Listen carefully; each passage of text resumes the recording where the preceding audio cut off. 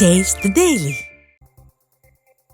கடலூர் மாவட்டம் விருத்தாச்சலத்தில் பொதுமக்கள் அதிக அளவில் கூடக்கூடிய இடங்களில் மின்சாதன பெட்டிகள் ஆபத்தான முறையில் திறந்து கிடப்பதாக குற்றச்சாட்டு எழுந்துள்ளது. அரசு பொது மருத்துவமனைக்கு செல்லும் சாலை, பாலக்கரை ரவுண்டானா, வட்டாட்சியர் அலுவலகத்தின் முன்பு உள்ள மின்கம்பம் உள்ளிட்ட பகுதிகளில் உள்ள மின்சாதன பெட்டிகள் திறந்த நிலையில் காணப்படுகின்றன. மேலும் விடிய அரசின் மாவட்ட நிர்வாகத்தின் அலட்சியத்தால் கைகள் தொடும் உயரத்தில் மின்கம்பிகள் செல்வதாலும் அசம்பாவிதம் ஏற்படும் சூழல் உள்ளதாக மக்கள் அச்சம் தெரிவித்துள்ளனர். மக்கள் முதல்வர் திட்டம் எல்லாம் கொண்டாங்க, எல்லாம் செய்றீங்க, ரைட்டு. மக்கள் முதல்வர் திட்டம் இருக்கிறது போல முதல்ல இருக்கட்டும். இப்ப அடுத்து பாத்தீங்கன்னா மழைக்காலங்கள். இந்த மழைக்காலங்கள்ல பாத்தீங்கன்னா நிறைய இடங்கள்ல ஏற்கனவே இருக்கிற மின்சார கம்பிகள்லாம் பாத்தீங்கன்னா தாழ்வா இருக்கு. அதை முதல்ல மாத்துங்க. மனித உயிருக்கு முதல்ல முக்கியத்துவம் கொடுங்க. அப்புறம் உங்களோட சாணியில் வச்சுக்கலாம். மக்கள் முதல்வர் திட்டம்லாம் அப்புறம் பாத்துக்கலாம். முதல்ல மக்கள் உயிருக்கு எது ஆபத்து ஏற்படுதோ அதை தவிர்த்து முயற்சி பண்ணுங்க. திருவள்ளூர் மாவட்டம் திருத்தணி அருகே உள்ள பீரக்குப்பம் ஆரம்ப சுகாதார நிலையத்தில் திருநாய்களின் தொல்லை நாளுக்கு நாள் அதிகரித்து வருவதாகவும், இதுகுறித்து புகார் அளித்தும் எந்தவித நடவடிக்கையும் எடுக்கப்படவில்லை எனவும் பொதுமக்கள் குற்றம் சாட்டியுள்ளனர். தமிழகம் முழுவதும் அதிகரித்து வரும் திருநாய்களின் தொல்லையை கட்டுப்படுத்த இயலாத விளம்பர பிரியர் அமைச்சர் மாசு எந்த போட்டோ ஷூட்டில் உள்ளார் என மக்கள் காட்டத்துடன் கேள்வி எழுப்பியுள்ளனர். புதுச்சேரியில் தொடர் வாகன திருட்டில் ஈடுபட்ட இளைஞரிடமிருந்து 22 வாகனங்கள் பறிமுதல் செய்யப்பட்டன. அண்ணா சாலை பகுதியில் இருசக்கர வாகனத்தை திருடி அதில் பயணித்த விழுப்புரத்தை சேர்ந்த ராஜதுரை பிடிபட்டார். இந்நிலையில் அவரிடமிருந்து 22 வாகனங்கள் பறிமுதல் செய்யப்பட்ட நிலையில் அவர் தொடர் வாகன திருட்டில் ஈடுபட்டது தெரியவந்தது.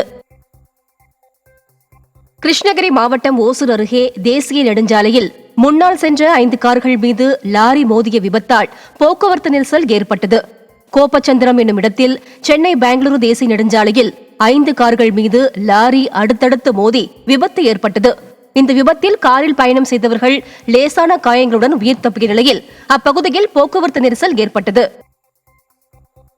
நாகை மாவட்டம் திருக்கோளை அருகே சின்ன காருகுடி வலிவலம் செல்லும் இணைப்பு சாலை பணி பாதியிலேயே நிறுத்தப்பட்டதால் பொதுமக்கள் கடும் அவதி அடைந்து வருகின்றனர்.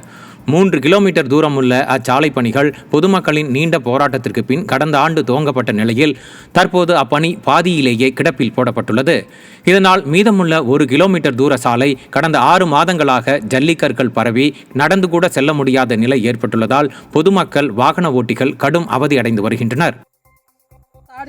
வண்டியோட உழுவுறாங்க, உரத்தை போட்டு உழுவுறாங்க. வரமெல்லாம் வயல்ல போகுது. அவங்க வயல் கொண்டு போற வரமெல்லாம் இந்த வயலுக்கு கொட்டுறாங்க. இங்கேயே கொடுத்து நடக்க முடியல. கடப்பட எல்லாருக்கும் உடம்பு தான் முடியாம போகுது. வீட்டுல தான் அடிக்குது. அப்புறம் நாங்க இதை தவிர எதுவும் பேசவும் முடியாது. பேசத்துக்கு ஒன்றும் வழியில, பேசத்தெல்லாம் அவங்களே பேசிட்டாங்க. எங்க கோரிக்கை வந்து ரோடு போட்டு கொடுக்கணும் சார். ரோடு போட்டு கொடுக்கணும். அங்க பாதியில நிக்குது. பாதி ரோடு எங்களுக்கு போட்டு கொடுக்கணும். நீலகிரி மாவட்டம் உதகை குன்னூர் தேசிய நெடுஞ்சாலை ஓரம் தடை செய்யப்பட்ட பொருட்கள் காணப்படும் அதிர்ச்சி சம்பவம் அரங்கேறியுள்ளது. மாவட்டத்தில் சுற்றுச்சூழலை பாதுகாக்கும் வகையில் பிளாஸ்டிக் வாட்டர் பாட்டில், பிளாஸ்டிக் பைகள் உள்ளிட்ட 17 வகையான பிளாஸ்டிக் பொருட்களுக்கு தடை விதிக்கப்பட்டுள்ளது. இந்நிலையில் லவ்டேர் ஜங்ஷன், வேல் வியூ உள்ளிட்ட பகுதிகளில் தடை செய்யப்பட்ட பிளாஸ்டிக் பொருட்களும் மது பாட்டில்களும் குவியலாக காணப்படுகிறது. இதுகுறித்து பலமுறை புகார் அளித்தும் விடியா நிர்வாகம் நடவடிக்கை எடுப்பதில்லை என பொதுமக்கள் குற்றம் சாட்டினர். சென்னையில் ஒருவேளை பெய்த மழைக்கே குண்டும் குழியுமாக மாறிய சாலையால் வாகன ஓட்டிகள் கடும் அவதியடைந்தனர். இரவு பெய்த மழைக்கே மணலியில் பெரும்பாலான சாலைகள் சேதமடைந்து குண்டும் குழியுமாக, சேரும் சகதியுமாக, காவு கேட்கும் மரண சாலையாக மாறியுள்ளன. இதேபோல் மழைநீர் வடிகால்வாய்களும் முறையான பராமரிப்பின்றி சிதிலமடைந்து காணப்படுகிறது. இத்தகைய அவலங்களை குறித்து பலமுறை புகார் அளித்தும் விடியா ஸ்டாலின் நிர்வாகம் நடவடிக்கை எடுக்கவில்லை என்றும், மழைக்காலம் துவங்கும் நிலையில் இனியும் தாமதிக்காமல் மாநகராட்சி நடவடிக்கை எடுக்க வேண்டும் என்றும் பொதுமக்கள் வலியுறுத்தியுள்ளனர்.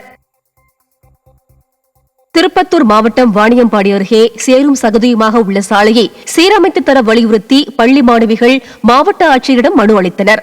கொல்லக்கொட்டாய் பகுதியில் கடந்த சில ஆண்டுகளாக முறையான சாலை வசதி இல்லை எனவும், இதனால் அப்பகுதியில் உள்ள மாற்றுத்திறனாளி மாணவிகள் பள்ளிக்கு சென்று வருவதில் சிரமம் இருப்பதாகவும் புகார் தெரிவித்தனர்.